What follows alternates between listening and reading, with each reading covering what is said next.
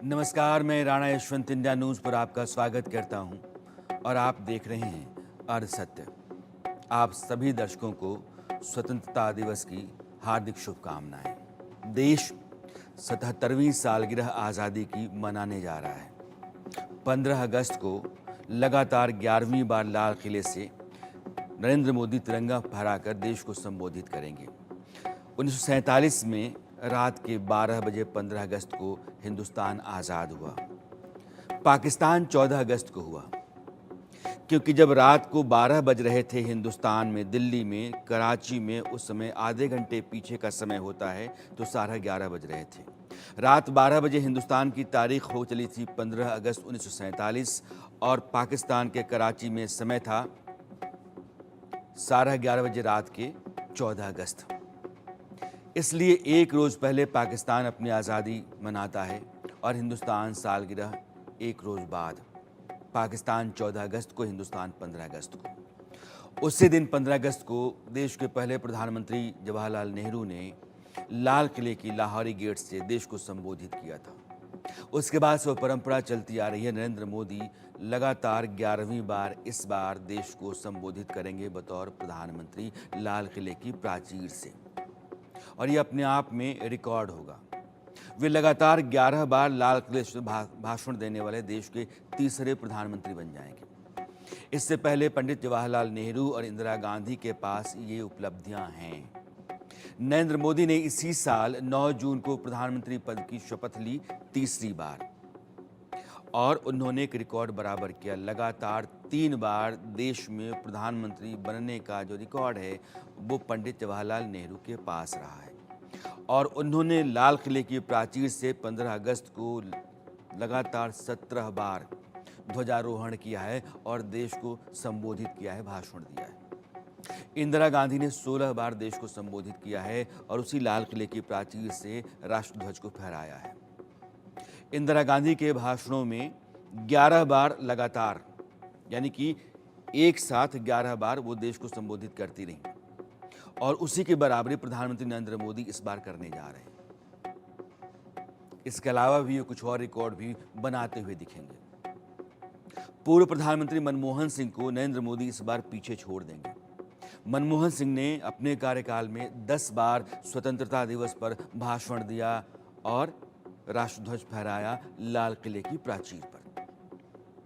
नरेंद्र मोदी ने 2014 में अपने पहले स्वतंत्रता दिवस के भाषण में जो कहा था, और इस बार वो जो कहेंगे, एक सिलसिला है 10 साल का। क्या नरेंद्र मोदी ने देश को संबोधित करते समय जो संकल्प लिए, जो ऐलान किए, वो 10 साल के बाद पूरे हुए, या आगे उन पर काम होता रहा, या सिर्फ वो ऐलान भर रह गए?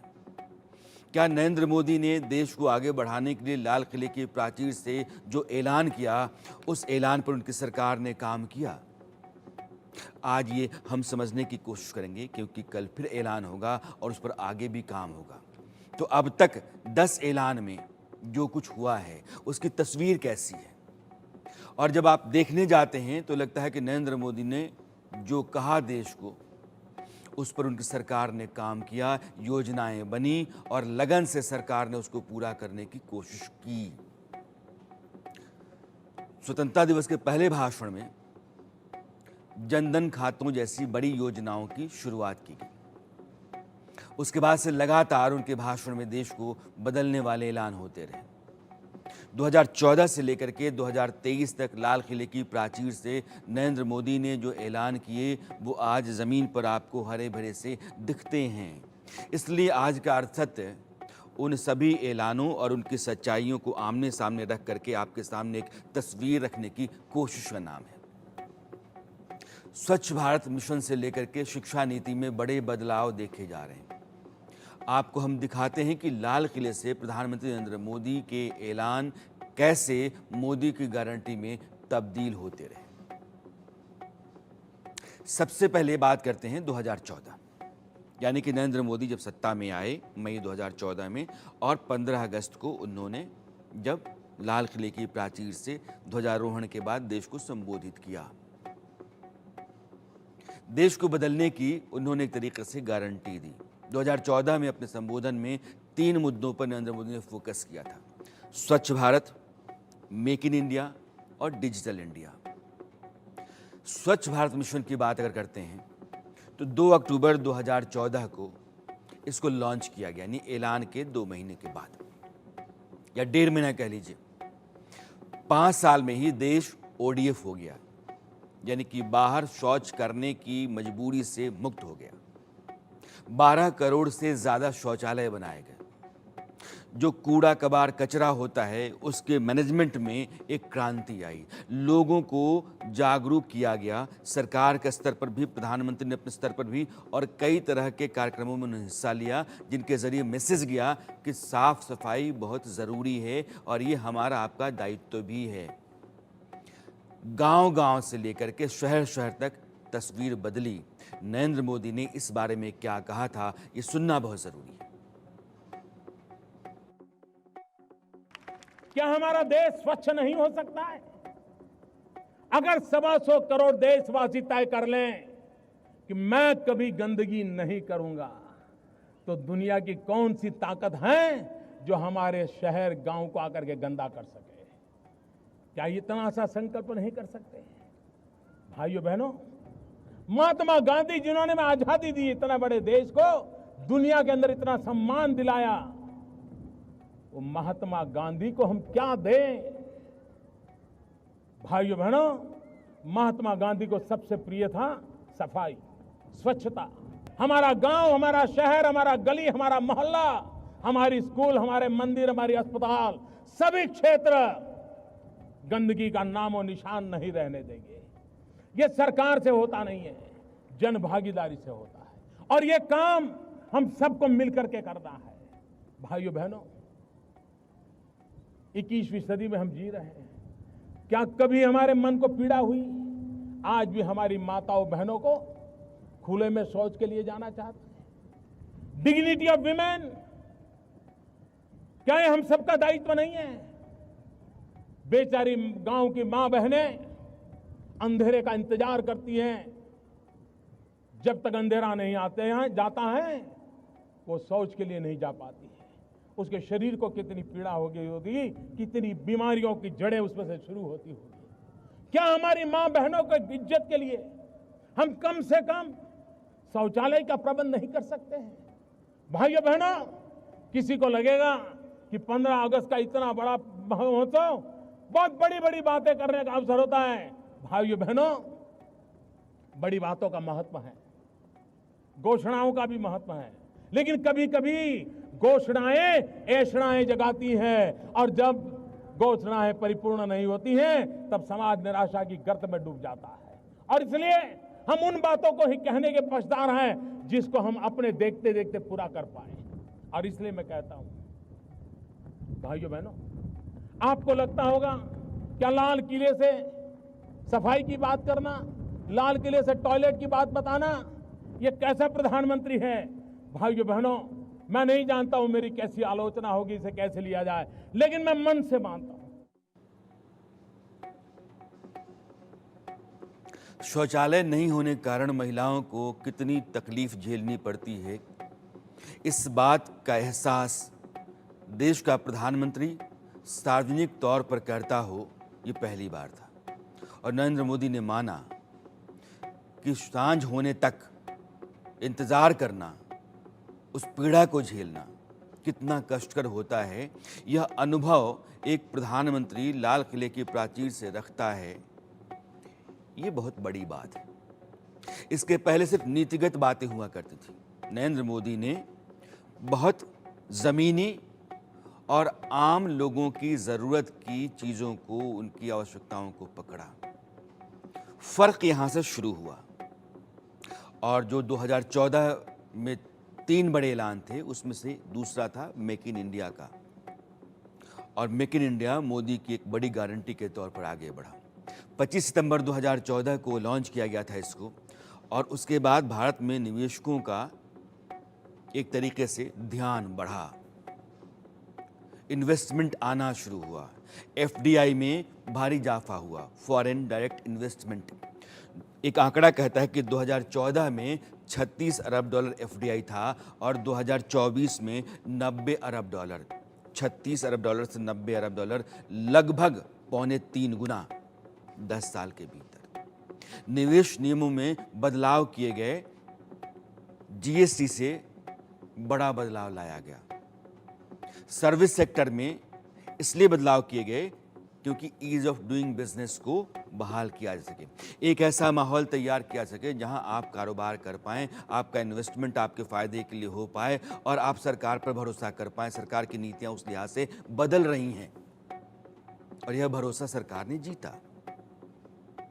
तकनीक के सेक्टर में एक क्रांति आई और हिंदुस्तान में मोबाइल बनाने को लेकर के इतने बड़े पैमाने पर काम हुआ कि आज की तारीख में 100 से ज़्यादा मोबाइल बनाने वाली कंपनियां हिंदुस्तान में हैं।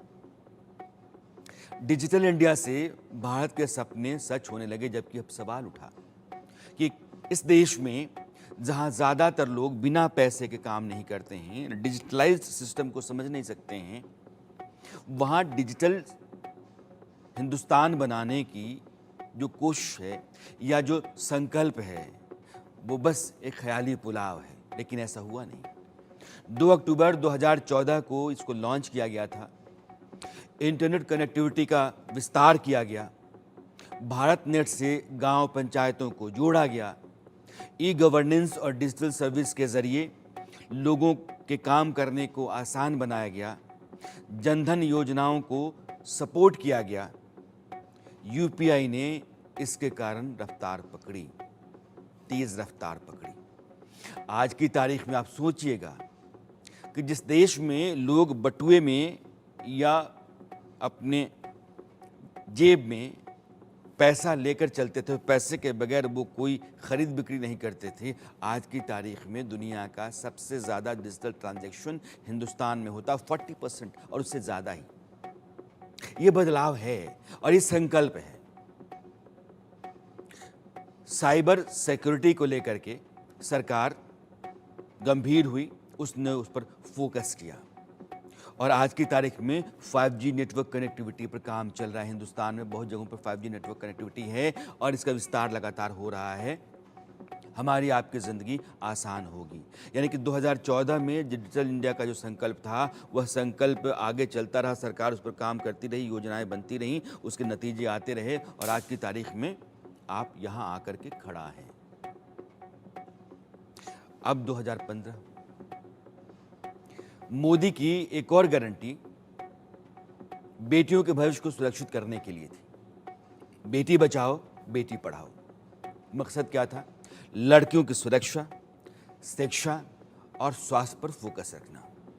2015 में इसको लॉन्च किया गया हरियाणा से और उस समय देश में जो सेक्स रेशियो था, जिसको हम लिंग अनुपात कहते हैं, कितने लड़कों पर कितनी लड़कियां, कितने मर्दों पर कितनी महिलाएं, 2011 में यह अनुपात था 1000 लड़कों के ऊपर 940 लड़कियां या महिलाएं। आज 2024 में 1000 लड़कों पर 955 महिलाएं या लड़कियां हैं। 15 का औसत में इजाफा हुआ। लड़कियों की शिक्षा पर फोकस किया गया, अभियान बनाया गया और कई कामयाब कहानियां लड़कियों की कामयाबी पर बनी। इसके अलावा देश के दूर दराज के गांवों में जहां बिजली नहीं थी, अंधेरे में डूबे हुए गांव थे, 18,000 से अधिक गांव, उन गांवों तक बिजली पहुंचाने, वहां रोशनी पहुंचाने, जिंदगी को अंधेरे से बाहर निकालने की जो कोशिश नरेंद्र मोदी की रही, या उनकी जो सोच है कि नहीं, गांव का एक भी कोना अगर अंधेरे में है तो यह जो हिंदुस्तान विकास के रास्ते पर आगे बढ़ता है, यह सारा विकास बेमानी है। लिहाजा 18,500 गांवों को बिजली से जोड़ा गया। प्रधानमंत्री को सुनिए। आने वाले दिनों में एक काम की ओर मैं ध्यान देना चाहता हूं। आजादी के इतने वर्ष हो गए, लेकिन आज भी हमारे देश में करीब 18,500 गांव ऐसे हैं कि जहां बिजली का तार नहीं पहुंचा है, बिजली का खंभा नहीं पहुंचा है।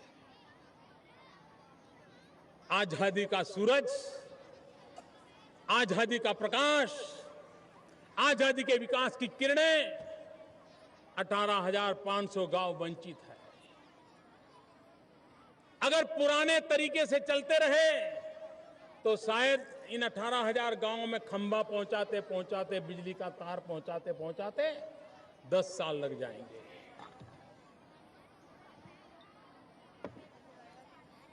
देश 10 साल इंतजार करने के लिए तैयार नहीं है। मैंने सरकार के मुलाजिमों की मीटिंग ली। मैंने उनको पूछा क्या करोगे, तो कोई कहता है साहब 2019 तक कर देंगे, कोई कहता है 2022 तक कर देंगे। बोले घने जंगलों में है, फलानी जगह पे है, पहाड़ों में है, बर्फीले प्रदेश में है, कैसे पहुंचे। 125 करोड़ देशवासियों की टीम इंडिया का संकल्प है इन 18,500 गांवों में 1000 दिन के अंदर बिजली का खंभा, बिजली का तार और बिजली पहुंचे, ये काम पूरा करके दिया जाएगा। 2015 में हिंदुस्तान 125 करोड़ लोगों का था। आज 140 करोड़ से ज्यादा की आबादी है। 10 साल नरेंद्र मोदी जब प्रधानमंत्री बने तब से लेकर के आज के बीच में 25 करोड़ से ज्यादा लोग हिंदुस्तान में जुड़ गए। हमने 2 जापान पैदा कर लिए और तरक्की की रफ्तार लगातार बढ़ाने की कोशिश की है ताकि यह जो बोझ है आबादी का, इसके मुताबिक हम अपने साधन संसाधनों के जरिए विकास का एक नया पैमाना खड़ा कर पाएं। साल 2016 लाल किले से नरेंद्र मोदी ने 3 बातें कही: काले धन, भ्रष्टाचार और नकली नोटों पर प्रहार का।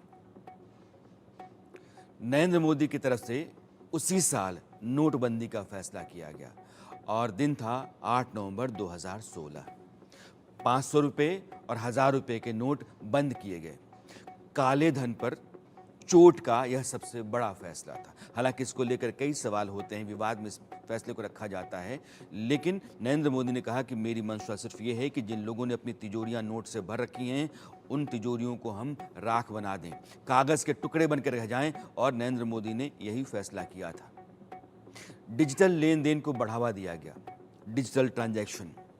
2016 में 12 लाख करोड़ डिजिटल ट्रांजैक्शन हुए, 12 लाख करोड़ रकम के, आप समझिए। और आज 2024 से अंदाजा लगाइए 125 लाख करोड़।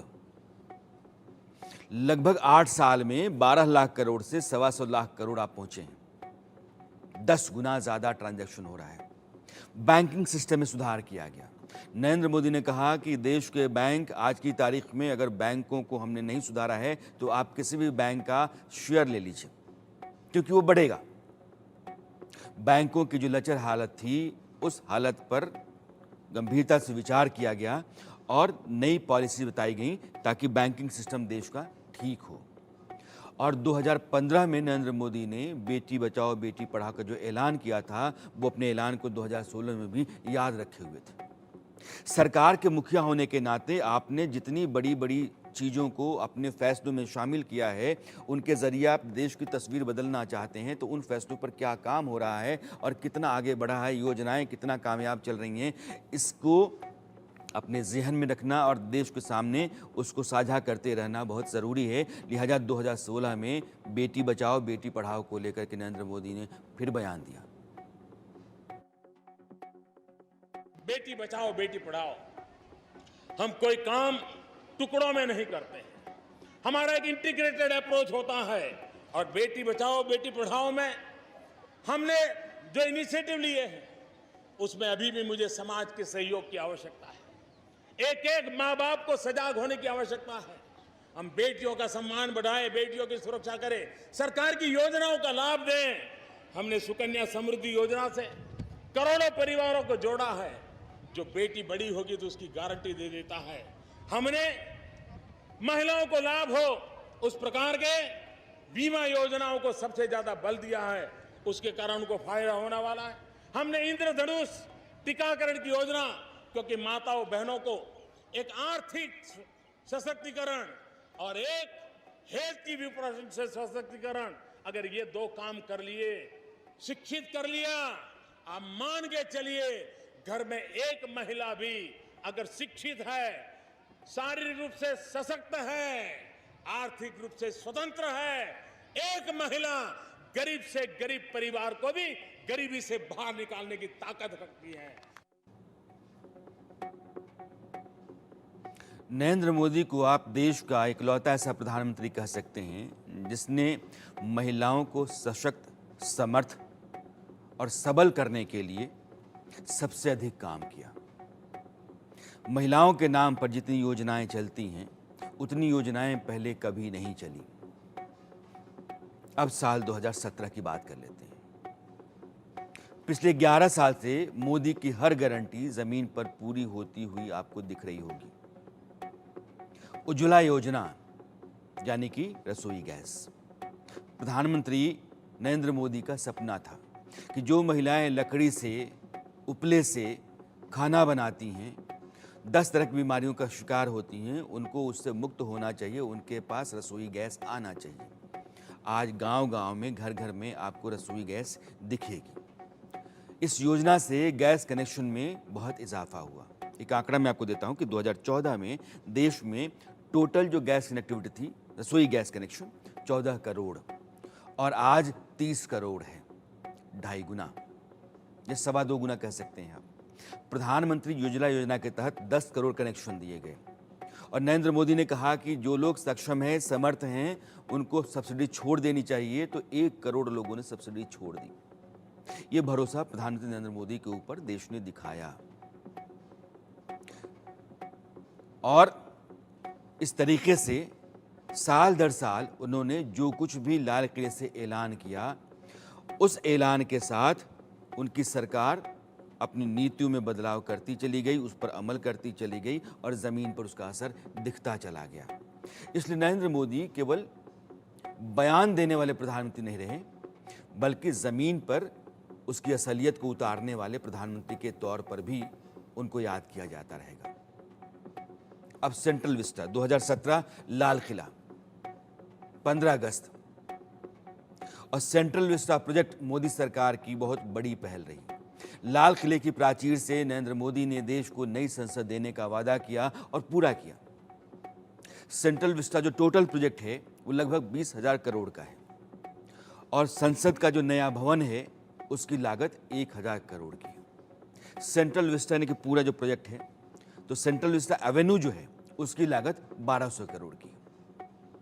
प्रधानमंत्री आवास और बाकी जो इमारतें वहाँ के आसपास की हैं उनमें लागत 1,200 करोड़।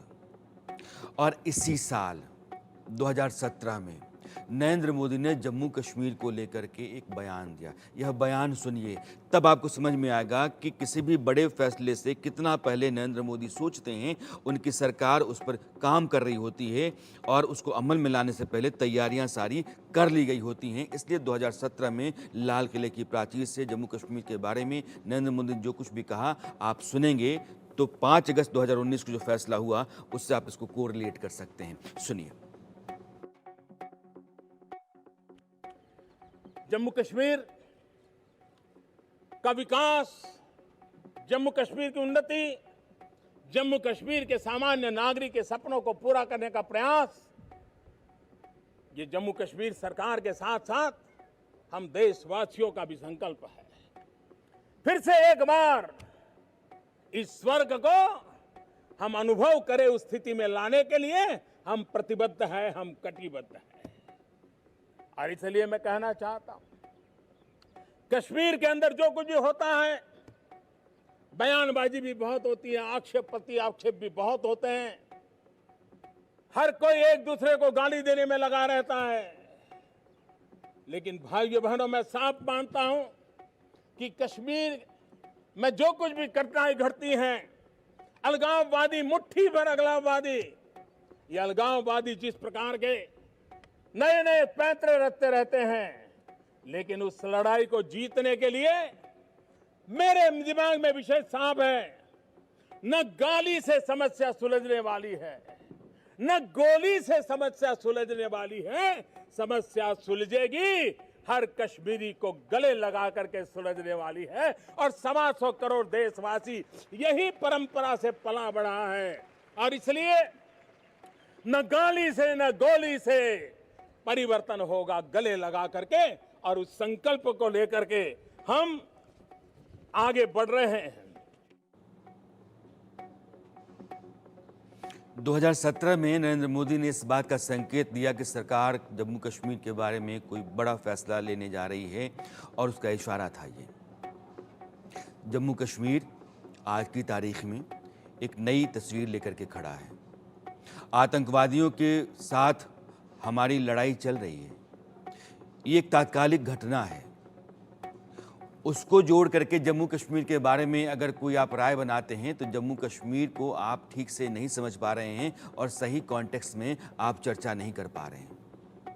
हालात बहुत बदले हैं और यह जो कुछ भी जम्मू कश्मीर में आज की तारीख में आतंकी घटनाएं आप देख रहे हैं, दरअसल ये पाकिस्तान ISI की बौखलाहट है। आतंकी जो संगठन हैं उनके लगातार ख़त्म होते जाने, उनकी कमर के टूट जाने का सबूत है।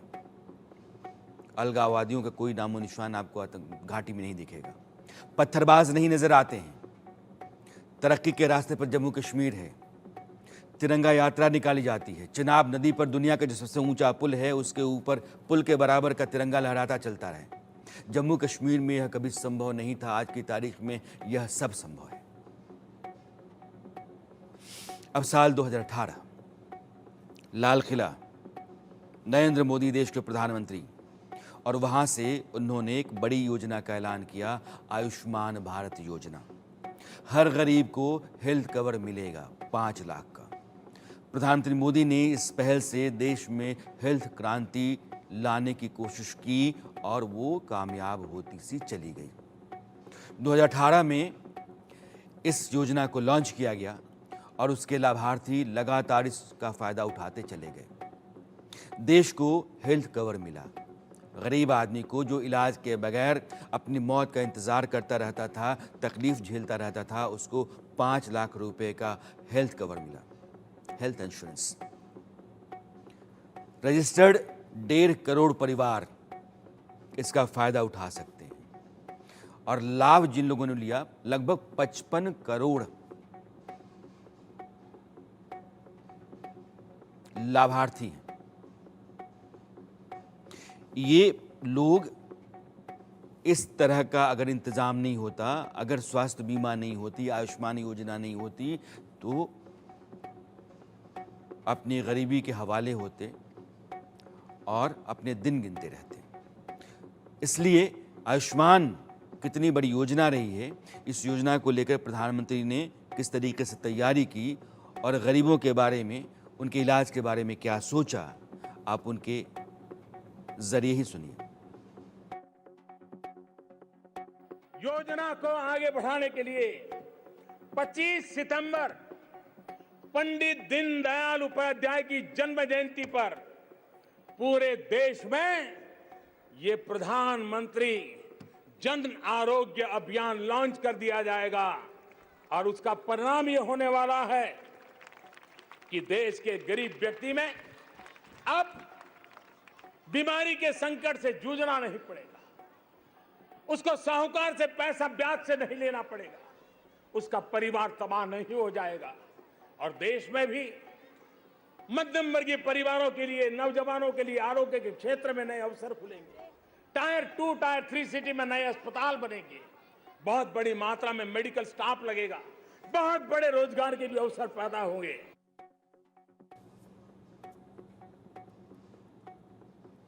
अब साल 2018 यानी 14, 15, 16, 17, 18, 5वीं दफा जब नरेंद्र मोदी लाल किले की प्राचीर से ध्वजारोहण करके देश को संबोधित कर रहे थे तो उनका सारा ध्यान देश के किसानों पर गया। एक बड़ा ऐलान उन्होंने किया किसान सम्मान निधि का, छोटे और सीमांत किसानों के लिए। प्रधानमंत्री मोदी ने लाल किले से देश के किसानों को यह बड़ी सौगात दी थी। आज देश का किसान मोदी की उस गारंटी से लाभ उठाता है। उसके लिए एक बड़ी राहत है, उसका सम्मान है। और किसान सम्मान निधि के तहत हर साल 6,000 रुपये जो सहायता राशि है वो किसान को दी जाती है। 2024 तक अगर पूरी रकम आप जोड़ें और किसानों को लाभार्थी के तौर पर देखें तो 10 करोड़ किसानों को लाभ मिला है इसका। ये किसानों की खातिर नरेंद्र मोदी का वह फैसला था जो उन्होंने 2018 में किया था। और अब 2019 एक महत्वपूर्ण साल, और ये वह साल है जब नरेंद्र मोदी दूसरी दफा प्रधानमंत्री बने। 2014 से 2019 मई 2019 में फिर चुनाव होकर के और प्रधानमंत्री बने, और 2019 का 15 अगस्त का जो दिन था वो नरेंद्र मोदी के दूसरे टेन्योर का पहला स्वतंत्रता दिवस था। और उस वहाँ से लाल किले की प्राचीर से नरेंद्र मोदी ने अपने भाषण में सीए का कोई विशेष ऐलान तो नहीं किया, लेकिन नागरिकता अधिनियम पर चर्चा की और इसकी ज़रूरत पर उन्होंने बल दिया था। नागरिकता संशोधन अधिनियम, जिसको हम सीए कहते हैं, 2019 का मकसद पाकिस्तान, बांग्लादेश और अफगानिस्तान से धार्मिक आधार पर पीड़ित गैर मुस्लिम अल्पसंख्यक जो आए थे, जिसमें हिंदू हैं, सिख हैं, बौद्ध हैं, जैन हैं, ईसाई हैं, इनको नागरिकता देने की बात कही गई। 31 दिसंबर 2014 तक जिन लोगों ने भारत में प्रवेश कर लिया था वो भारत में आ गए थे, नागरिकता उनको देने की बात थी। और इसी 2019 में जो 73वां स्वतंत्रता दिवस था, लाल किले की प्राचीर से तिरंगा फहराने के बाद नरेंद्र मोदी ने अनुच्छेद 370 जो कश्मीर में था उसको ख़त्म किए जाने की चर्चा की थी, क्योंकि ठीक 10 दिन पहले 5 अगस्त 2019 को अनुच्छेद 370 हटाया गया था जम्मू कश्मीर से। लिहाजा उन्होंने लाल किले से उसकी चर्चा की और कहा कि जो काम 70 साल में नहीं हो पाया उन्होंने 70 दिन से भी कम समय में कर दिया, यानी कि दूसरा जो टेन्योर उनका था उसके दौरान। दरअसल 5 अगस्त 2019 को जम्मू कश्मीर से आर्टिकल 370 संसद के जरिए हटाया गया था। 35A जो कहता था कि जम्मू कश्मीर की जो सरकार है उसी के पास अधिकार है कि जम्मू कश्मीर के दायरे में कौन नागरिक है उसका कौन नहीं है, उसको भी वापस कर लिया गया। बाद में सुप्रीम कोर्ट ने भी इस पर मुहर लगा दी। एक विधान, एक निशान, एक प्रधान का जो रिवाज चल रहा था नरेंद्र मोदी की सरकार ने खत्म कर दिया। 370 हटने के बाद उसका नतीजा आज की तारीख में आपको जम्मू कश्मीर में दिख रहा है। जम्मू कश्मीर तरक्की के रास्ते पर है, पत्थरबाजों का कहीं नामो निशान नहीं दिखेगा। मैं आपको फिर से दोहराता हूं, अलगाववादी नजर नहीं आते हैं। पहले सरकार के ऊपर वो बोझ थे, मेहमान की तरह थे। उनके आने जाने, ठहरने, खाने पीने, दवा दारू सबका इंतज़ाम हिंदुस्तान की सरकार करती थी, और 100 करोड़ से ज़्यादा की रकम हर साल उन अलगाववादियों पर हिंदुस्तान की सरकार खर्च करती थी जो जम्मू कश्मीर को हिंदुस्तान में रहने देना नहीं चाहते थे और पाकिस्तान परस्त थे। आज की तारीख में कश्मीर मजबूत बना है, नौजवानों को नौकरी मिलने लगी है, उस पूरे इलाके का, सूबे का कायाकल्प होता हुआ सा आपको दिखेगा। इसलिए नरेंद्र मोदी के उस ऐलान को सुनना जरूरी है, क्योंकि इस देश के इतिहास में वह एक महत्वपूर्ण ऐलान है। जब देश, पूरा देश, सभी राजनीतिक दलों के भीतर भी एक भी राजनीतिक दल अपवाद नहीं है, धारा 370, अनुच्छेद 370, आर्टिकल 370 को हटाने के लिए, 35A को हटाने के लिए कोई प्रखर रूप से तो कोई मुख्य रूप से समर्थन देता रहा है, लेकिन राजनीति के गलियारों में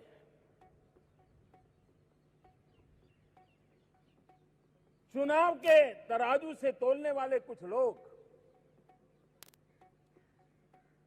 370 के पक्ष में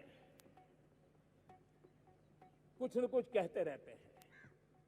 जो लोग 370 के पक्ष में वकालत करते हैं उनको देश पूछ रहा है, अगर ये अनुच्छेद 370, ये आर्टिकल 370 ये 35A इतना महत्वपूर्ण था, इतना अनिवार्य था, उसी से भाग्य बदलने वाला था, तो 70 साल तक इतना भारी बहुमत होने के बावजूद भी आप लोगों ने उसको परमानेंट क्यों नहीं किया? टेम्पररी क्यों बनाए रखा?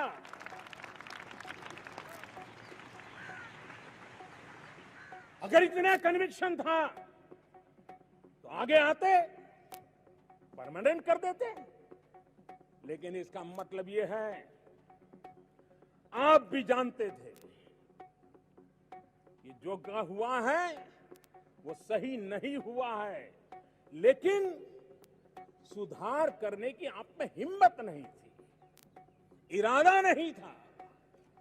राजनीतिक भविष्य पर सवाल या निशान लगते थे। मेरे लिए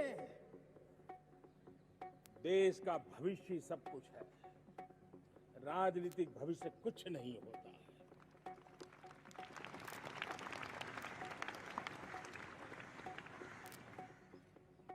हमारे संविधान निर्माताओं ने, सरदार वल्लभ भाई पटेल जैसे महापुरुषों ने देश की एकता के लिए, राज्य के एकीकरण के लिए उस कठिन समय में भी महत्वपूर्ण फैसले लिए, हिम्मत के साथ फैसले लिए, देश के एकीकरण का सफल प्रयास किया। लेकिन आर्टिकल 370 के कारण, 35A के कारण कुछ रुकावटें भी आई।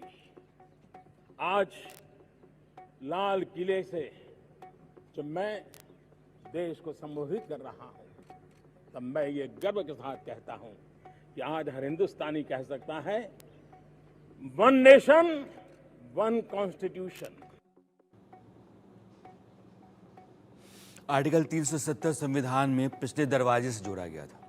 डॉक्टर अंबेडकर तैयार नहीं थे, लेकिन पंडित नेहरू ने गोपालास्वामी अयंगर के जरिए इसको एक प्रावधान के तौर पर संविधान में जुड़वाया। 1953 में राष्ट्रपति डॉक्टर राजेंद्र प्रसाद के विशेष आदेश के जरिए 35A जोड़ा गया और टेम्पररी प्रोविजन था 370 संविधान में, जो बना ही रहा। 2019 5 अगस्त तक नरेंद्र मोदी की सरकार ने उसकी वापसी करवाई। अब साल 2020, प्रधानमंत्री गरीब कल्याण अन्न योजना का ऐलान किया गया। ये वो साल है, याद रखिएगा, जिस साल कोविड ने दुनिया पर कहर बरपाया, उसका हमला हुआ। 15 अगस्त 2020 को लाल किले से प्रधानमंत्री ने ऐलान किया कोविड के खिलाफ लड़ने का। महामारी के दौरान गरीब और जरूरतमंद लोगों को मुफ्त खाद्यान्न देने का, अनाज देने का, और वो आज तक चल रही योजना। उस योजना के तहत 80 करोड़ से अधिक लोगों को, हर व्यक्ति को 5 किलो मुफ्त अनाज हर महीने दिया जाता रहा है, और इसके लिए 1.5 लाख करोड़ रुपए खर्च करने का उसमें प्लान रखा गया। ये योजना महामारी के दौरान गरीब परिवारों को आर्थिक राहत और खाद्य सुरक्षा में बड़ा कवच साबित हुई। इसके बाद इसकी अवधि लगातार बढ़ाई जाती रही। प्रधानमंत्री गरीब कल्याण अन्न योजना के तहत मुफ्त राशन स्कीम को फिर से आगे बढ़ाया जाता रहा। अब लोगों को आने वाले 5 सालों तक मुफ्त राशन मिलता रहेगा। इस फैसले से देश भर के लगभग 81 करोड़ लोग फायदा उठाते रहे। वो कोविड का दौर, जब इंसान को नहीं देख रहा था, कोई कहीं नहीं जा रहा था, घर के भीतर लोग बंद थे, काम धंधे बंद थे, उस समय इंसान का जीना जरूरी था। लेकिन बिना काम के जी पाना इस देश की एक बड़ी आबादी के लिए मुश्किल था। लिहाजा सरकार ने घर तक अनाज पहुंचाया। उस योजना ने हिंदुस्तान के गरीबों को बड़ी राहत दी और साल 2028 तक यह 5 किलो अनाज है, यह मुफ्त मिलता रहेगा। इस बात का ऐलान सरकार कर चुकी है। अब नरेंद्र मोदी ने 2020 में, ये दौर खतरनाक दौर था, कोविड का दौर था, कहर बरपा हुआ था। 15 अगस्त को तब भीड़ नहीं थी उतनी जितनी अमूमन होती है। नरेंद्र मोदी ने लाल किले से क्या कहा था, वो सुनिएगा, क्योंकि ये आत्मनिर्भर भारत का ऐलान था। कोरोना वैश्विक महामारी के बीच 130 करोड़ भारतीयों ने संकल्प लिया, संकल्प आत्मनिर्भर बनने का। और आत्मनिर्भर भारत आज हर हिंदुस्तान के मन मस्तिष्क को में छाया हुआ है। आत्मनिर्भर भारत ये सपना संकल्प में परिवर्तित देख रहे हैं। आत्मनिर्भर भारत ये एक प्रकार से शब्द नहीं, ये आज 130 करोड़ देशवासियों के लिए मंत्र बन गया है। हम जानते हैं, जब मैं आत्मनिर्भर की बात करता हूं, हम में से जो भी 25-30 साल की उम्र से ऊपर होंगे, उन सबने अपने परिवार में अपने माता पिता या अपने बुजुर्गों से कि भाई बेटे बेटी अब 20 साल होने की अपेक्षा करता है। हम तो आजादी के 75 वर्ष के एक कदम दूर है, तब हमारे लिए भी भारत जैसे देश को अपने पैरों पर खड़ा होना अनिवार्य है। आत्मनिर्भर बनना अनिवार्य है। ऐसा लग रहा था कि कोविड का जो संकट है वो टल जाएगा, लेकिन वो लगातार खतरनाक होता चला गया। दुनिया के तमाम देशों में भारत समेत कहर बरपता रहा, लोग मरते रहे, कोहराम मचा रहा। पूरी दुनिया सन्नाटे में रहती थी, घरों के भीतर लोग दुबके रहते थे। और ये वो दौर था जब वैक्सीन के लिए लगातार काम चल रहा था, और नरेंद्र मोदी इस कोशिश में थे कि हिंदुस्तान के भीतर वैक्सीन बना ली जाए। तभी 2021 का साल आता है और हिंदुस्तान ने वैक्सीन बना लिया था, वैक्सीनेशन का काम शुरू हो गया था। 15 अगस्त 2021 को नरेंद्र मोदी ने कोविड-19 के खिलाफ स्वदेशी टीकों पर फोकस किया अपने भाषण में। आत्मनिर्भर भारत योजना का ऐलान लाल किले की प्राचीर से फिर किया और कहा कि ये हिंदुस्तान है जो अपने लोगों को बचाने की खातिर अपने वैज्ञानिकों के बूते वैक्सीन ईजाद तो करता ही है, दुनिया के दूसरे देशों को भी वैक्सीन भेज करके उनको बचाता है। मानवता के लिए हिंदुस्तान खड़ा है और यह आत्मनिर्भर भारत जो है आज जो जिस रास्ते पर चलता है वो कुछ कमाल कर जाएगा। जब पूरी दुनिया में महामारी हो तब हमें वैक्सीन कैसे मिलता, लेकिन भारत को शायद मिलता कि नहीं मिलता और कब मिलता, लेकिन आज गौरव से कह सकते हैं कि दुनिया का सबसे बड़ा वैक्सीनेशन प्रोग्राम हमारे देश में चल रहा है।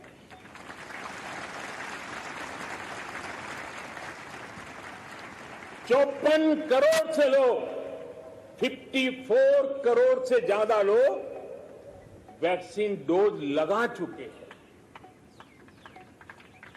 कोविन जैसी ऑनलाइन व्यवस्था, डिजिटल सर्टिफिकेट देने की व्यवस्था आज दुनिया को आकर्षित कर रही है। 2021 कोविड के डेल्टा वर्जन का साल था, कहर बरपाया था। 15 अप्रैल 2021 से 15 मई 2021 के बीच में इतनी जानें गईं जिनका आंकड़ा रखना मुश्किल है। लोग जितने मरे रिकॉर्ड पे, रिकॉर्ड के बाहर, उससे कम नहीं मरे।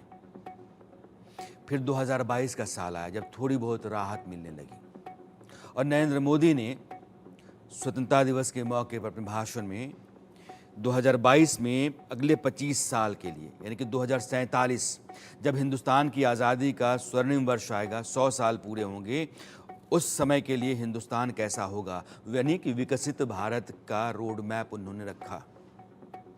विकसित हिंदुस्तान बनने का मतलब केवल आर्थिक विकास नहीं, बल्कि जीवन की गुणवत्ता, बुनियादी सुविधाएं, शिक्षा, स्वास्थ्य में बड़ा सुधार। दुनिया के सभी देशों के आगे हिंदुस्तान अव्वल।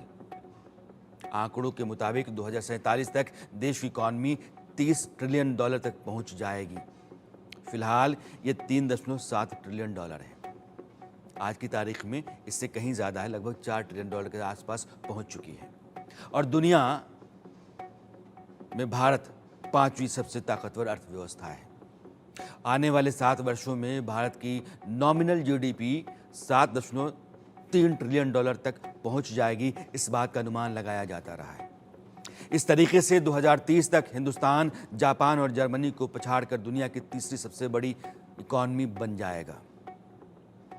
देश को लोगों की कमाई भी जो हमारी आपकी है वो तेजी से बढ़ेगी और 2024 तक भारत विकसित बन जाएगा, 2047 तक, माफ कीजिएगा। और अब इस साल 2024 में जब नरेंद्र मोदी देश को संबोधित करने के लिए लाल किले की प्राचीर पर आएंगे और राष्ट्रध्वज फहराएंगे, तो अपनी आगे की योजना में वो क्या शामिल करते हैं, इस पर देश की नजर है। अरसत में आज इतना ही। हमारी आपकी मुलाकात कल फिर होती है, तब तक ले दीजिए विदा। नमस्कार।